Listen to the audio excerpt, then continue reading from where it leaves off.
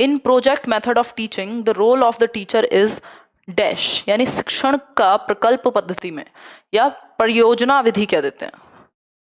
ठीक, टीचर का रोल क्या है? अच्छे क्वेश्चन अभी आना बाकी हैं। हाँ, आज पीडीएफ डाल दी जाएगी। बताइए फटाफट से, प्रोजेक्ट मेथड में रोल क्या है टीचर का? एक्टिव देन स्टूडेंट्स, विद्यार्थियों से भी ज्यादा सक्रिय है या विद्यार्थियों के साथ सक्रिय है। प्रॉब्लम सॉल्वर है, फ्रेंड फिलोसोफर एंड गाइड है, या अथॉरिटेटिव है, यानी डंडा लेकर के खड़ा हुआ है। तो आंसर क्या होना चाहिए?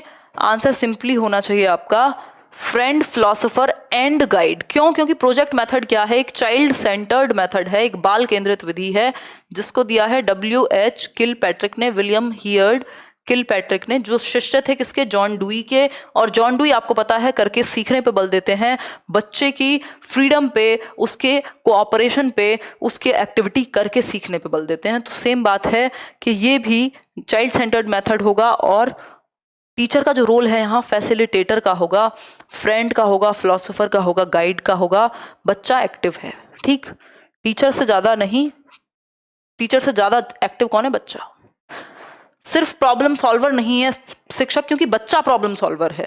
अथॉरिटेटिव तो हो ही नहीं सकता, अथॉरिटेटिव होता है डंडा लेकर के खड़ा रहेगा। ठीक है वीरेंद्र सिंह, आगे बढ़ते हैं। नेक्स्ट है question number 12, what is the correct sequence of steps of affective domain of learning. ये ऐसे क्वेश्चन हैं कि आप एक क्वेश्चन छोड़ नहीं सकते, ये सोच के कि बीच में 2 क्वेश्चन आसान आ गए थे तो अब छोड़ देते हैं, सारे सॉल्व हो जाएंगे। अगर 20 में से आप 15 क्वेश्चन सॉल्व कर पा रहे हैं तो आपकी ठीक ठाक तैयारी है। What is the correct sequence of steps of affective domain of learning. Affective domain आप जानते हैं बीएस ब्लूम की टैक्सोनॉमी में आपके इमोशंस से, आपके संवेगों से संबंधित है। सीएपी कैप का मैंने आपको बताया था कॉन्सेप्ट कल भी। सी फॉर कॉग्निटिव यानी आपके दिमाग से रिलेटेड, ए फॉर अफेक्टिव यानी आपके इमोशंस से रिलेटेड, पी फॉर साइकोमोटर यानी आपकी बॉडी यानी फिजिकल एक्टिविटीज से रिलेटेड। सीक्वेंस ये रेयर पूछा जाता है, ये ऐसा क्वेश्चन है कि आपसे बदले लेने के लिए एग्जामिनर ने क्वेश्चन डाला हो कि तुमको छोड़ेंगे नहीं हम, है ना, क्योंकि ये इस तरह से सीक्वेंस नहीं पूछा जाता। ये तो प्योर रट्टा भी हो गया एक तरीके से, या बहुत ज्यादा डीप स्टडी हो गई। ठीक है, अब इसमें अलग अलग आंसर सब अपनी मर्जी से दिए जा रहे हैं। जो इसका करेक्ट सीक्वेंस है वो है रिसीविंग, आप रिसीव करते हैं, फिर रिस्पॉन्ड करते हैं, वैल्यू करते हैं, ऑर्गेनाइजेशन एंड देन कैरेक्टराइजेशन। ये ए ऑप्शन है। इसकी भी चर्चा जो फ्राइडे वाला एक कॉन्सेप्ट वीडियो होगा उसमें करेंगे। ठीक, ये बाकी आगे पीछे हैं। देखो ये है आपका अफेक्टिव डोमेन बोल रही हूँ बीएस ब्लूम की टेक्सोनॉमी में। ठीक, इसमें अफेक्टिव डोमेन में 5 चीजें हैं, कॉग्निटिव डोमेन में 6 चीजें हैं और साइकोमोटर डोमेन में 5 चीजें हैं। इनका सीक्वेंस ये है जो आपके सामने दिख रहा होगा। पहला है रिसीविंग, आप रिसीव करते हैं, इसको डिटेल में समझेंगे कॉन्सेप्ट वीडियो में। फिर है रिस्पॉन्डिंग, देन वैल्यूइंग, फिर ऑर्गेनाइजेशन और लास्ट है कैरेक्टराइजेशन। ठीक है, ये 5 अलग अलग लेवल हैं। ये आपको याद रखना पड़ेगा, इसका और दूसरा कोई तरीका नहीं है। इसको समझ हम लेंगे, एक अलग से वीडियो डिस्कस करेंगे। ये कॉग्निटिव डोमेन है, वो हमने अफेक्टिव यानी इमोशन वाला समझा। ये पुरानी है और ये नई है, ये 1956 की है, ये 2001 की है। ठीक, नेक्स्ट है, अभी के लिए इंफॉर्मेशन की तरह समझिए, फिर इसको एक वीडियो में फ्राइडे के नेक्स्ट फ्राइडे डिस्कस कर लेंगे। इस फ्राइडे हैविंगहर्स्ट को कर लेंगे डिस्कस।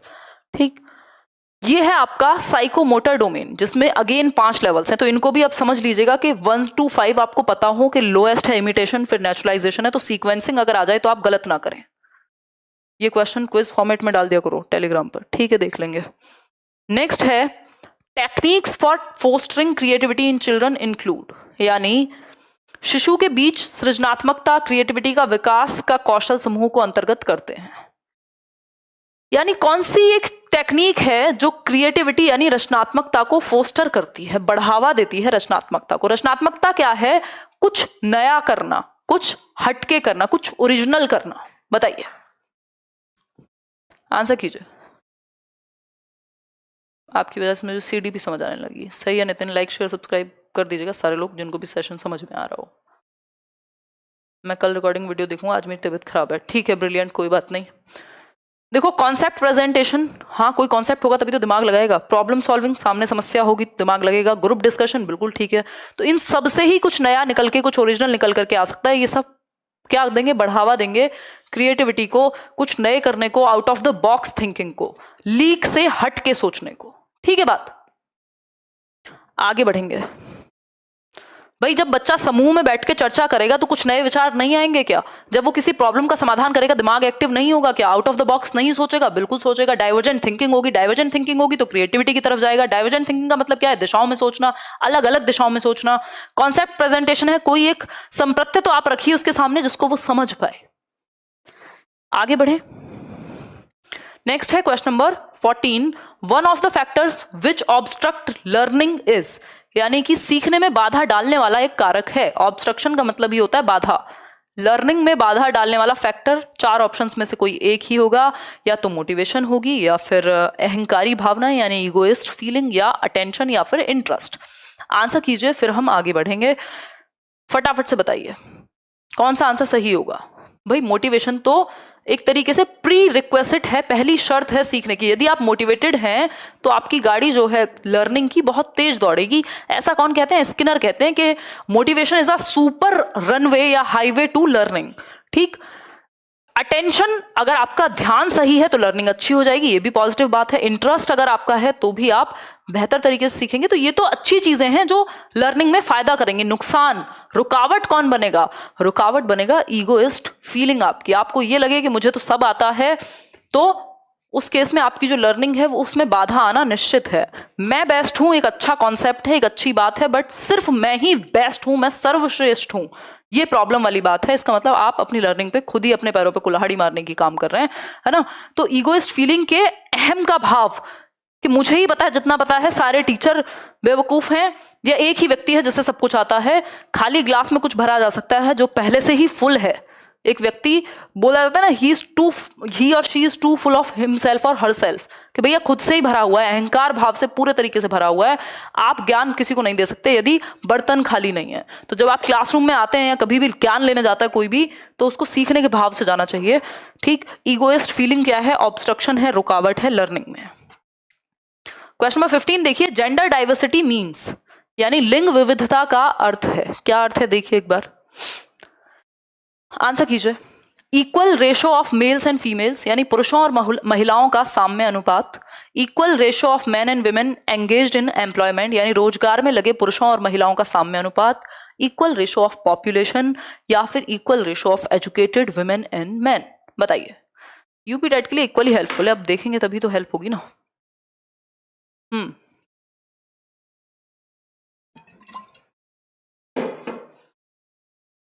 आंसर कीजिए। देखो, अगर हम आंसर चूज करते हैं ये equal ratio of males and females, gender diversity, diversity का मतलब क्या है? विविधता, यानी हर तरह की वैरायटी हो, तो मेल और फीमेल का इक्वल रेशो है, यानी डाइवर्सिटी है।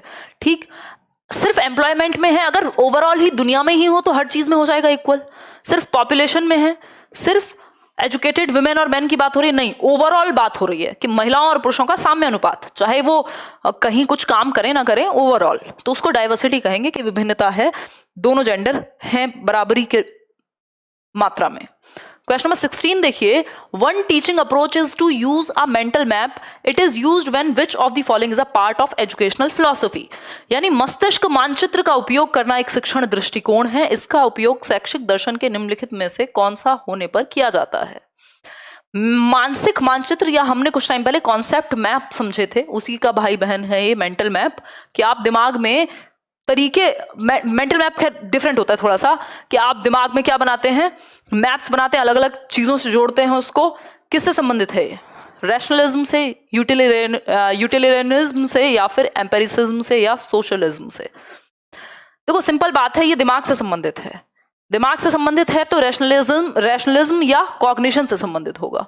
ठीक है, तो जो कॉग्निटिव साइकोलॉजी वो भी इस चीज को फॉलो करती है, किसको? मेंटल मैप को, क्योंकि ये याद रखने का, समझने का चीजों का आसान तरीका है। तो सिंपल आंसर है रैशनलिज्म या रीजनिंग से या तर्क से संबंधित होगा, समाज से, अनुभव से, यूटिलिटेरियनिज्म से नहीं, बाकी रैशनलिज्म से, मतलब बल्कि रैशनलिज्म से। क्वेश्चन नंबर 17 देखिए, ध्यान से पढ़िएगा।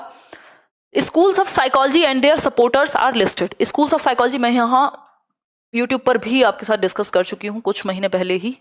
स्कूल्स ऑफ साइकोलॉजी यानी मनोविज्ञान के संप्रदाय और सपोर्टर्स, उसके संप्रदाय और सपोर्टर्स। एक तरफ संप्रदाय है, एक तरफ है, बहुत बढ़िया नीतीश, सपोर्टर्स। अब आपको पहचानना है सही मैच कौन सा है ना? सही मैच पहचानना है। व्यवहारवाद यानी बिहेवियरिज्म, क्या वाइगॉस्की व्यवहारवाद से संबंधित है? नहीं। क्या स्किनर व्यवहारवाद से संबंधित है? हाँ।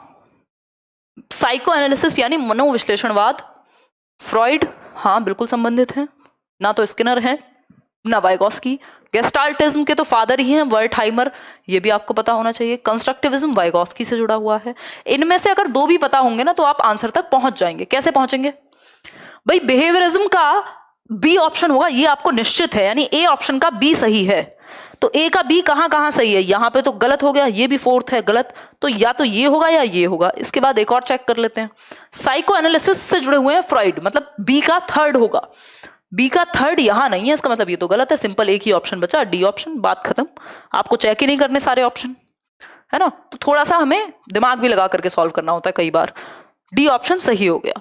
तो ये तो हमें पता है ना कि जो वाइगॉस्की हैं वो रचनावादी हैं, फ्रॉइड हैं वो मनोविश्लेषणवादी हैं। इसके अलावा स्किनर हुए, थॉर्नडाइक हुए, पावलोव हुए, हल हुए, बेंड्यूरा हुए, ये सब लोग किससे संबंधित हैं? बेंड्यूरा बाद में कॉग्निटिविज्म में चले गए, बिहेवियरिज्म से। वॉटसन हुए, ये सब व्यवहारवादी हैं। चौथा कौन सा प्रकार है? गेस्टाल्टिज्म। इसमें तो वर्टहाइमर, कर्ट लुएन, कॉफका और वोल्फगैंग कोहलर गिने चुने लोग हैं।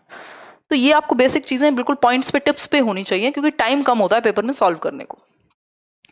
Which of the following is not carried out in post active phase of teaching? बहुत प्यारा क्वेश्चन, इसमें ज्यादातर लोग लटक जाएंगे। Post active phase of teaching, 3 phases होते हैं टीचिंग के, अभी कुछ दिन पहले हमने यूट्यूब पे डिस्कस किया था।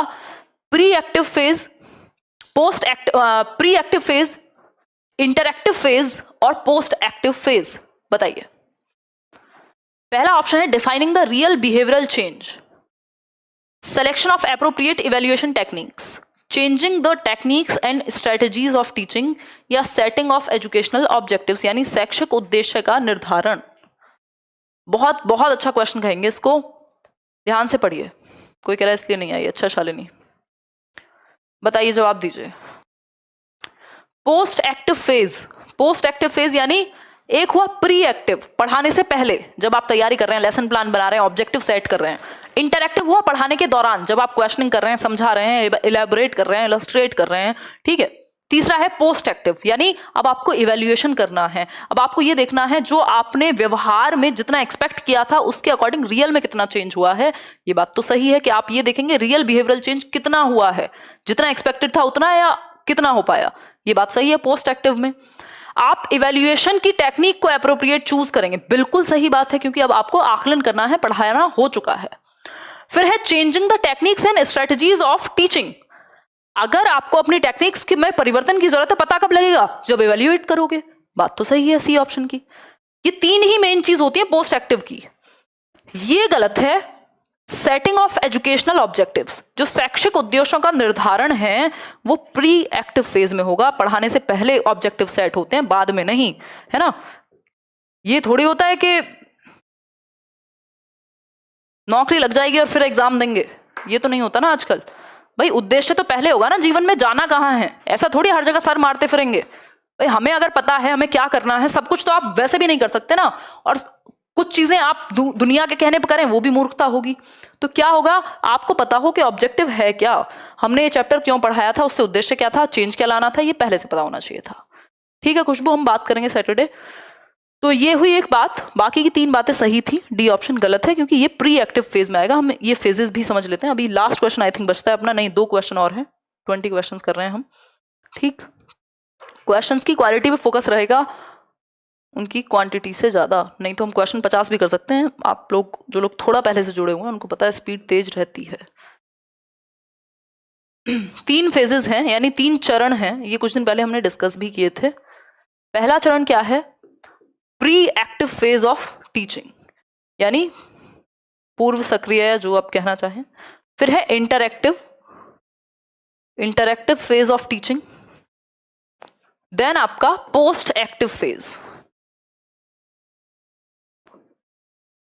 ठीक है बात।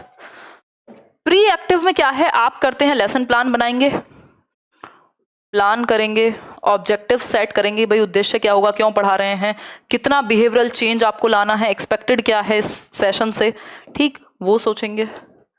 ठीक, इंटरएक्टिव में है, जब मेरे और आपके बीच में अभी डिस्कशन चल रहा है, दिस इज इंटरएक्टिव फेज, कि आप एक्सप्लेन कर रहे हैं, इलेबोरेट कर रहे हैं, क्वेश्चनिंग हो रही है, डिस्कशन हो रहा है, ठीक, क्लास चलने के दौरान।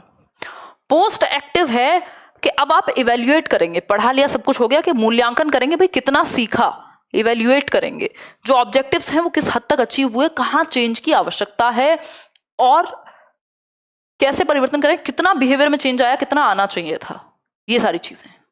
ठीक है, कोई कह रहा है क्वेश्चन नंबर 17 एक बार चेक करो, चेक कर लेंगे अभी। नेक्स्ट है 19, इन साइको एनालिसिस, कौन सा क्वेश्चन है 17?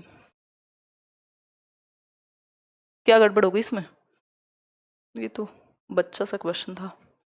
देखो एक बार, इसमें था बिहेवियरिज्म यानी व्यवहारवाद, ए का आएगा सेकंड, ए का सेकंड यहां भी है और यहां भी है, ठीक है। बी का आएगा यहां सी वाला ऑप्शन, बी का आएगा सी वाला ऑप्शन, हाँ डी ऑप्शन तो सही है, इसमें मैंने बी बता दिया क्या गलती से, हाँ वो एक्सप्लेनेशन सही है, कई बार ऐसा हो भी जाता है, सही तो है। 17 का बी क्यों होगा, हाउ, ए का है बी, ठीक है, बी का सी, पॉसिबल कैसे है ये तो देखो, बी का तो सी है ना, सी का डी, क्या कर रहे हो, सी का फर्स्ट कह रहे हैं, ये गड़बड़ है, इसके ऑप्शन में कहीं ना कहीं गड़बड़ है, इसके ऑप्शन में मिस एंड मैच है आई थिंक, इसके ऑप्शन में मिस एंड मैच है, यहां पे ठीक कर लीजिएगा, मैं कर ही देती हूँ, उसको वैसे ही लिख लीजिएगा, दोनों साइड गलत टाइप हुआ है क्या, सेकंड थर्ड फोर्थ, ठीक है, ठीक है, सी का फर्स्ट, सी का फर्स्ट तो पॉसिबल ही नहीं है, खैर डी का फर्स्ट पॉसिबल है, और जो कि दोनों ही जगह पे नहीं है, ये ऑप्शन लिखने में गड़बड़ हुई है, मैं इसको जब आपके साथ शेयर करूंगी पीडीएफ में तो इसके ऑप्शन ठीक करके और सही आंसर मार्क कर दूंगी, कोई टेंशन वाली बात नहीं है, ठीक है। एक्सप्लेनेशन इसका समझ आ गया होगा, वही मैटर करता है, ठीक है, एक्सप्लेनेशन तो बिल्कुल सिंपल है ना इसका, उसमें तो कोई डाउट होना ही नहीं चाहिए। व्यवहारवादी स्किनर हैं, साइको एनालिसिस की अगर हम बात करें फ्रॉइड हैं, गेस्टाल्टवादी वर्टहाइमर हैं, कंस्ट्रक्टिविज्म है वाइगोस्की, यानी अगर आप लिखना चाहते हैं तो ए का हो जाएगा क्या सेकंड, बी का हो जाएगा आपका थर्ड, ठीक, ऐसे लिख लीजिएगा सही आंसर, सी का हो जाएगा फोर्थ और डी का हो जाएगा फर्स्ट, ये इसका सही मैचिंग है। ये ऑप्शंस को हटा करके इसको लिख लीजिएगा, एक ऑप्शन में करेक्शन कर लीजिएगा, ठीक है, डी वाले को ही ठीक कर लेना उसमें से हटा करके। क्लियर है बात, क्लियर है, चलिए फिर आगे बढ़ते हैं। ये तो बेसिक अंडरस्टैंडिंग है, मैं अपने टाइपिस्ट जी को बोलूंगी थोड़ा गड़बड़ हो गई होगी टाइपिंग में। देखो क्वेश्चन नंबर 19 है, in psychoanalysis theory of Freud it refers to, यानी कि फ्रॉइड के मनोविश्लेषणवादी सिद्धांत में इड का मतलब क्या है। पहला है unconscious in nature and has no direct contact with reality, यानी इड क्या है, अनकॉन्शियस है नेचर में, लॉजिकल है, अच्छा इड लॉजिकल होता तो ये टोटली अनकॉन्शियस या लिबिडो का पार्ट थोड़ी होता, ईगो का पार्ट होता। It is conscious state of mind, जी नहीं, जी नहीं, ठीक, it is based on reality principle, ये तीनों ही बातें ईगो के बारे में हो रही हैं जो रियलिटी पे बेस्ड है। इड तो सिर्फ डिजायर की पूर्ति पे बेस्ड है ना, दुनिया खत्म होती हो जाए, इनकी मन की इच्छाएं पूरी होनी चाहिए, ये अनकॉन्शियस पे बेस्ड है, लिबिडो पे बेस्ड है इड, ईगो रियलिटी पे और सुपर ईगो मॉरलिटी पे, ठीक है, should pay super ego, is पे यानी रियलिटी पे ईगो और वांट पर इड, ठीक, ये तीन एस्पेक्ट हैं पर्सनालिटी के जिनको सिगमंड फ्रॉइड जिनकी बात करते हैं, ठीक है। क्वेश्चन नंबर 20 आज के लिए लास्ट, होपफुली आपको ये सीरीज पसंद आ रही होगी। Aspects of development of a child and characteristics are given as, यानी कि शिशु विकास का पहलू समूह, कौन सी भाषा है भैया, aspects of development of a child and characteristics are given as, यानी विकास के अलग अलग पक्ष और उनकी विशेषताएं यहां गिवन है, आपको चूज करना है। एक तरफ तो एस्पेक्ट्स हैं यानी फिजिकल है, लैंग्वेज है, कॉग्निटिव है, दूसरी तरफ उसकी विशेषताएं हैं, तो आपकी विकास के हिसाब से विशेषताएं चूज करनी है। फटाफट से बताओ आंसर कीजिए, बताइए एक बार, फटाफट से आंसर कीजिए, तभी जाकर के हम बढ़ेंगे। चलिए जवाब दीजिए। सी ऑप्शन, मतलब देखो एक बार मैच कर लेते हैं। लैंग्वेज डेवलपमेंट, भाई भाषा अगर आती होगी तो क्वेश्चन पूछ पाएंगे, कर पाएंगे। कॉग्निटिव डेवलपमेंट, दिमाग का इस्तेमाल होगा। दिमाग का इस्तेमाल कहाँ होगा? डिस्कशन में ज्यादा होगा। भाई वैसे तो भाषा में भी दिमाग का ही होगा, क्योंकि कॉग्निटिव डेवलपमेंट लैंग्वेज से ही जुड़ा हुआ होता है, लेकिन लैंग्वेज जब अलग कर दी तो क्वेश्चन पूछना लैंग्वेज में चला जाएगा। इमोशनल डेवलपमेंट आपका अच्छा फील करना या फीलिंग से रिलेटेड। फिजिकल डेवलपमेंट बच्चा चलेगा यानी चल सकता है, तो हम कह सकते हैं ए का ऑप्शन ए ही सही है, ए का फर्स्ट ही सही है, तो ये दोनों तो हट गए। फिर बी का कॉग्निटिव वाला डी सही है, बी का डी बी का डी डी डी बी का डी बी का डी ऑप्शन दिया ही नहीं हुआ। अगेन वही दिक्कत है, मुझे लग रहा है अगेन इसमें भी ऑप्शन की ही दिक्कत है। ठीक है, ये फिर से मुझे करेक्ट करके भेजना पड़ेगा, ये कुछ गड़बड़ हुई है टाइपिंग में। ठीक, ये एक बार आप देख लेना। भाषा का विकास यानी ए ऑप्शन का सही आंसर क्या होगा? पहला। बी ऑप्शन का सही क्या होगा? डी यानी फोर्थ। सी का क्या होगा? सी का होगा इमोशंस यानी आनंद का अनुभव करना, थर्ड। और डी का आपका बी होगा। ठीक है, ये इसका राइट मैच है, इसको लिख लेना, ये सही आंसर है। मैंने अभी पीछे भी लिखवाया है। ठीक है, अभी मैंने आपको पीछे भी लिखवाया है। ए का सेकंड, ए का फर्स्ट यहाँ है, बी का फोर्थ यहाँ पर है, सी का थर्ड यहाँ पर है और डी का ये। ठीक है, ए ऑप्शन सही है, इसमें गड़बड़ नहीं है। ये तो बेकार में हम इसको ब्लेम कर रहे हैं, इसमें तो ठीक है, ए ही ऑप्शन सही है यहाँ। ठीक, ए सही है, डी गलत है, ये दोनों तो हो ही नहीं सकते थे। ठीक, क्योंकि ए का फोर्थ ऑप्शन ही नहीं है, तो सही आंसर क्या है? ए ऑप्शन है। ठीक है, चलिए बहुत बढ़िया, खुशी की बात है। लेट हो गया काफ़ी, मुझे लग रहा है ये क्लास थोड़ी पहले से शुरू करनी पड़ेगी, क्योंकि लंबी जाएगी। डिस्कशन इसमें होना ही होना है निश्चित रूप से। अब आउट ऑफ 20 किसके 15+ आए हैं वो कमेंट करके बताए, या जिसके जितने आए हैं वो बता दीजिए। कुछ क्वेश्चंस आसान थे, बट कुछ ही क्वेश्चन आसान थे, थोड़ा सोचने पर मजबूर करने वाले लेंदी क्वेश्चन हैं। इसकी PDF एक बार आंसर मार्क करके मैं शेयर कर दूंगी। 12, 17 बहुत बढ़िया, 14 ग्रेट। डेली मिल रहे हैं हम, ये 3 दिन होगी वीक में। इस बार ट्यूसडे से शुरू हुई है, तो आज और कल हम ये वाली सीरीज करेंगे। परसों भी कर सकते हैं, वैसे परसों भी कर लेंगे, इस हफ्ते 3 दिन तो करेंगे ही। और वैसे मंडे, ट्यूसडे, वेडनेसडे इसका टाइम है, फिर थर्सडे टॉपिक का। चलिए बताइए कमेंट सेक्शन में कैसे लगे आपको क्वेश्चंस। और इसके अलावा कल आप में से कोई कह रहा था कि टाइम निकाल के ट्विटर पे थोड़ा टाइम दीजिए, तो वो मैंने आज देखा, तो पता लगा कि ब्लैक डे UPPRT वाले लोग मना रहे थे, तो मैंने कुछ ट्वीट्स किए हैं। आप लोग रिमाइंड करा देते हैं, क्योंकि सबसे ज़्यादा मैं यूज़ यूट्यूब ही करती हूँ एक तरह से, क्योंकि आप लोगों के कमेंट यहीं देख पाती हूँ, नहीं तो मैं यूज़ ही नहीं करती हूँ चीज़ें। बहुत थोड़ा बहुत देख पाती हूँ, कभी इंस्टाग्राम पे कुछ पोस्ट कर दिया, या फिर यहाँ यूट्यूब पे, है ना। चलिए फिर, चलिए सैदपुर से हैं, बहुत बढ़िया। ये PDF आपको टेलीग्राम चैनल पे मिल जाएगी। क्विज का भी चलो मैं प्रावधान देखती हूँ, अगर हो पाता है कि डेली क्विज के रूप में मिल जाए क्वेश्चंस आपको टेलीग्राम पे, तो कर देंगे। ठीक, चलिए आज के लिए इतना ही। बी योर ओन कांस्टेंट, अपने साथ बने रहिए, फोकस कीजिए कि आपकी 5 महीने की 6 महीने की तैयारी आपको आपकी गोल की तरफ लेकर के जाए। मेरी मेहनत वैसी ही रहती है ना। चलिए कोई और बात हो तो कमेंट सेक्शन में बता दीजिएगा। थैंक यू सो मच, धन्यवाद। कल मिलते हैं सेम टाइम, 9:30 ही मिलेंगे कल भी।